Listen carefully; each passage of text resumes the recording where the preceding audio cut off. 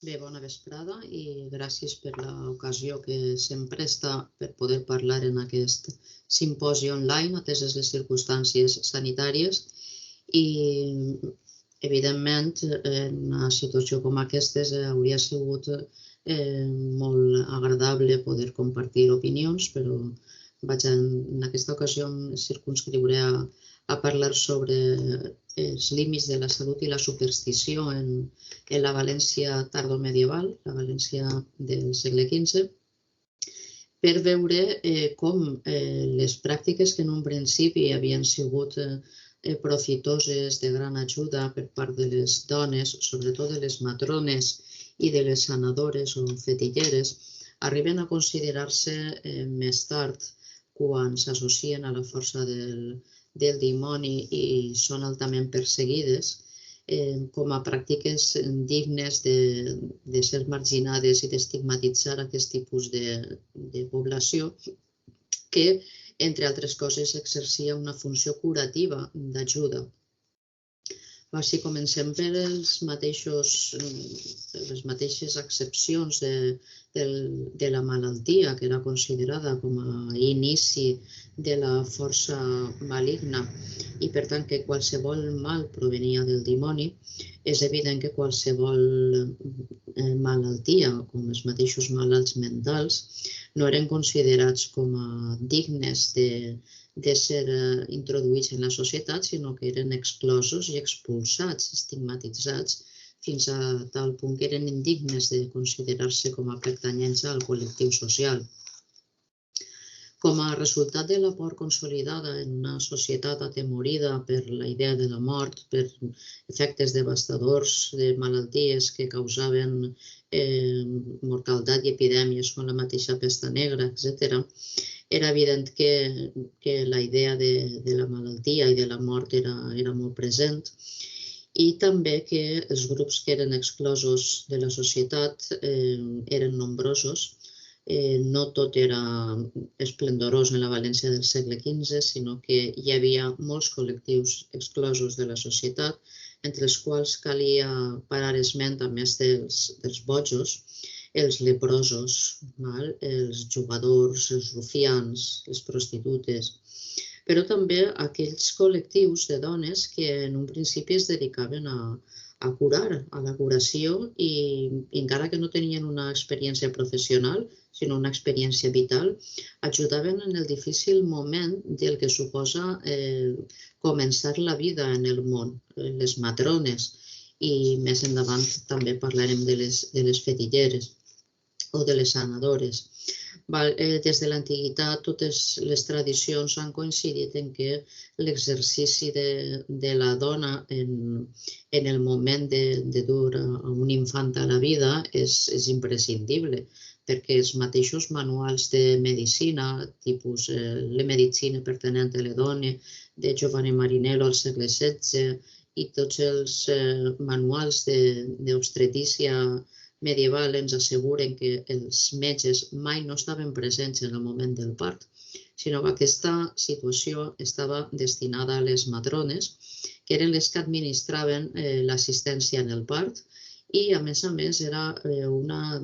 professió, per dir-ho d'alguna manera, que se transmetia de mares a filles sense haver intervingut cap tipus de formació de tipus professional. La presència del metge en aquests parts es limitava al moment en què perillara la vida del nounat o de la partera, però el metge no es mesclava mai en assumptes femenins d'infantament. Encara que algunes matrones es pogueren il·lustrar de manuals com el mateix De Curis Mulieribus de Trotula de Salern,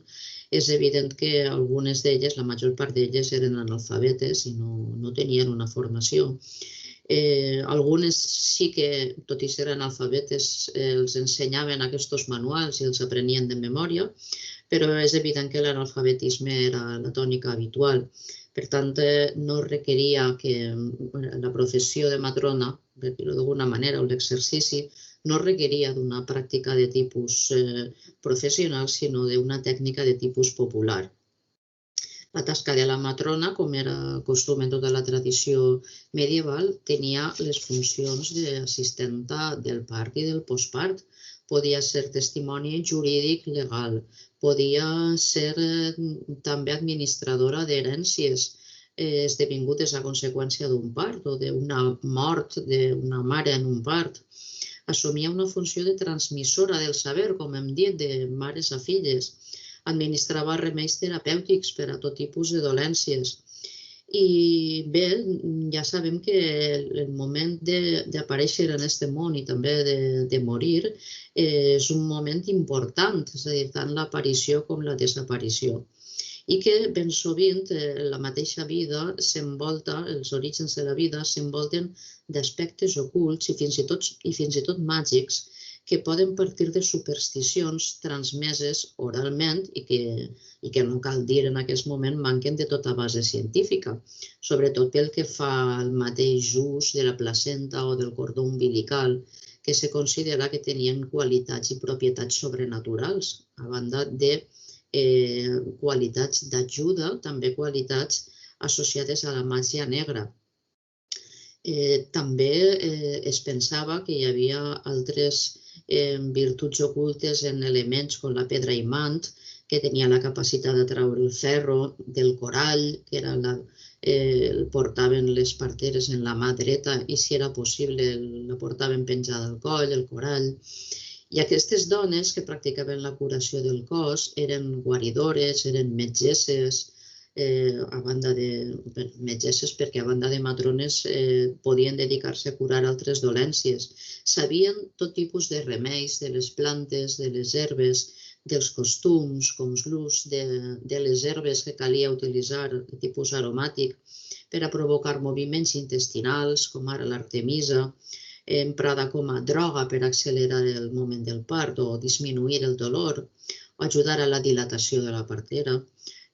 Aquesta herba, per exemple, l'artemisa, mesclada amb el vi, es feia per a expulsar la criatura a causa d'un mal part, per a que nasquera o l'expulsara abans d'hora. Totes aquestes pràctiques no les utilitzaven, no les coneixien els metges professionals. I, per tant, aquestes dones va arribar un moment que van considerar-se com a que exercien tècniques que ultrapassaven els límits de la raó i que per això calia estudiar-les i considerar-les com a persones inspirades per la mateixa força del dimoni. A més dels remeis descrits de les matrones, una qualitat que també havien d'acomplir era que foren bones cristianes, perquè havien de disposar l'autorització, en algun cas, de pronunciar un baptisme que s'anomenava subconditione, és a dir, en el moment que poguera perillar la vida del nounat, havien d'administrar-li el baptisme per tal que no morira en pecat mortal, o a la mateixa mare, a la qual li podien també recitar o pronunciar oracions per a poder infantar millor, per a poder donar a llum, a l'orella dreta de la partera. Sempre la dreta és molt important en aquestes tradicions perquè s'associa per la forma maniqueïsta la dreta qüestió positiva, l'esquerra qüestió negativa. Per tant, a l'orella dreta de la partera se li deien oracions per tal d'induir-la a tindre un part beneficiós i que s'interpretara que sobretot podia tindre un bon part i com millor seria quan tindria un infant que fora home. Això seria el màxim èxit d'un part. Però bé, el mateix fet que la diversitat d'oracions destinades a evitar un part complicat o a evitar l'avortament es van interpretar en no poques ocasions a nivell social com a signe de maledicció, per la qual cosa s'atribuïa la culpa en no poques ocasions al dolent exercici de la matrona o de les assistentes al part. Per tant, la responsabilitat màxima de l'exercici de la matrona es va generalitzar en tota una sèrie d'oracions que es dedicaven a la Mare de Déu, també a l'ús d'objectes religiosos, de talismans, com la mateixa cinta de la Mare de Déu que se situava damunt de l'abdomen de la partera, o de les ciris, de les espelmes que se situaven en la cambra per tal de tindre un bon part, dels amulets, de les pedres precioses, com el corall que acabem de comentar. És a dir, la funció de les matrones era una funció d'ajuda, una pràctica professional, però que va anar tenyint-se cada vegada més de pràctiques supersticioses perquè tenien a veure amb els conceptes de vida i de mort, com hem comentat abans. En qualsevol cas, la responsabilitat màxima en els moments difícils o que ultrapassaven els límits de la ciència era obra d'una mala actuació de la matrona. Pel que fa a les sanadores, ja més enllà de les matrones, podien ser les mateixes matrones les que es dedicaven a la curació d'altres dolències, malgrat que tot el món, o quasi tot el món, socialment les visitava. Quan dic tot el món vull dir aquelles persones que no tenien suficients recursos econòmics freqüentaven les sanadores perquè no tenien recursos per acudir al metge professional. La influència d'aquestes sanadores s'associava en algunes ocasions a la màgia negra i, per tant, a la invocació als poders sobrenaturals, perquè elles eren capaces de curar qualsevol malaltia, de provocar danys o beneficis que eren inexplicables des del punt de vista professional i que, per tant, van ser acusades, les seues pràctiques, de fetilleres, de bruixes, d'aliades amb el dimoni i que,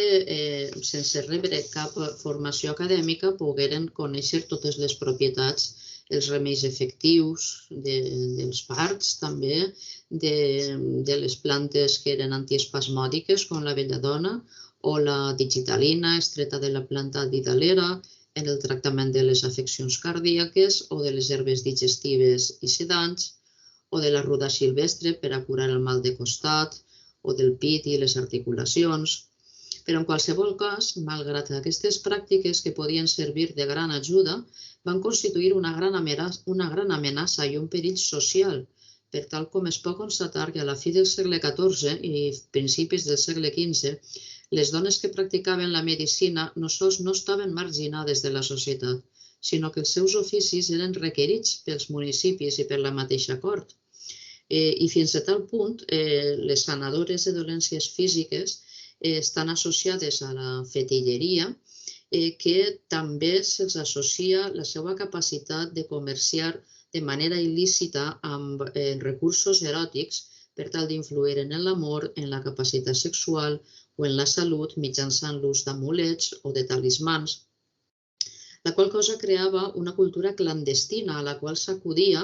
amb fins deshonestos, de vegades per tal d'assolir un favor sexual o un conjur, un encanteri,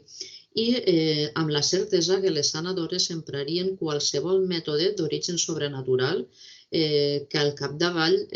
cobria les necessitats d'aquesta societat tan fràgil i tan atemorida a causa d'una mortaldat tan elevada per les epidèmies, sobretot, i per les condicions sanitàries. Malgrat la funció d'ajuda i les pràctiques medicinals de tipus popular que feien servir aquestes sanadores, és evident que la normativa legal des de finals del segle XIV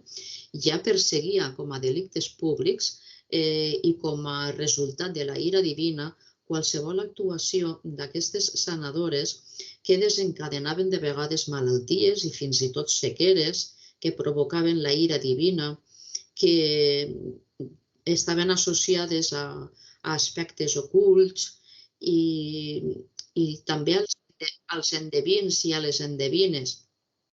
Aleshores, aquestes dones eren penades sota pena diversa de ser assotades, d'anar muntades en someres per tot el poble, fins a arribar a la pena corporal, de castigar-les i fins i tot cremar-les a la foguera per tal de purificar les seues arts ocultes, per purificar-se. És així com algunes accions d'algunes sanadores i d'algunes fetilleres van arribar a la mort. No és estrany trobar-nos en documents arxivístics i en els mateixos textos literaris, encara que des de la ficció, però no una ficció massa esbiaixada, sinó és una ficció que recrea molt la tendència habitual d'aquell moment, de com les dones van arribar a ser castigades, segons es documenta, per exemple, en els registres penals i en els dietaris. Posem per cas la dona Leonor, que en el dietari del capellà d'Alfons el Magnànim és ajusticiada per invocar dimonis. El cas d'una dona com Agnès de Còrdova, prostituta, que acusa una costurera viuda que vivia al costat del portal de la Valldigna de fer exorcismes dins de sa casa, penjar granotes i obrir gallines pel costat i introduir-hi faves, o una tal Constança de Betxí, segons l'arxiu del Regne de València en justícia criminal, que havia administrat metzines a persones que després s'arrossegaven per terra, cridaven i torcien les mans, estaven posseïts pel dimoni. És a dir, totes aquestes pràctiques o aquestes accions es considerava que eren la conseqüència d'una mala influència de les sanadores i d'unes fetilleres que no només en les fonts arxivístiques, sinó també en els textos literaris de tipus didàctic moralitzant. Pensem, per exemple, en l'Espill de Roig, en els sermons de Sant Vicent, en els sermons en tot l'àmbit europeu en general. Però pensem en primer moment en el que diu Sant Vicent. Joaquim i Anna, que no podien tindre fills, no van acudir a endevins ni a fetilleres, perquè no s'ha d'anar a endevins ni a fetilleres, perquè no estan associats a la força divina, sinó que són el reflex del dimoni. El que cal és confiar en Crist, ens diu Sant Vicent Ferrer, i no s'ha de demanar ajuda a falsos conjuradors, sinó només invocar el nom de Jesucrist, a imitació de la dona cananea, que ens diu que no va anar als endevins i que, en definitiva, el que fa és carregar la seva invectiva contra les persones que visiten aquestes persones sanadores o sortílegues i que caldria cremar-les. Diu Sant Vicent, si algú va a endevins o a devines, punir-lo fort i cremar-los, després de jurar que Déu no jur ni blasfeme de Déu, ni gos renegar de Déu. Jesucrist és el Senyor que ho sap tot, diu Sant Vicent. És a dir, que no cal anar hauria d'estar prohibit anar a endevins i a fetilleres perquè únicament Déu és el que ho veu tot i el que ho permet tot. Més enllà de la influència detractora d'aquests sermons en tot l'Occident europeu, respecte al tipus de la pràctica curativa de les sanadores i de les matrones, és evident que en la literatura didàctica, en obres com el mateix Espill de Jaume Roig, es reflecteix també aquesta realitat social des de la ploma, això sí, distorsionada una mica del regust misògin i valencià de Jaume Roig, en què associa les dones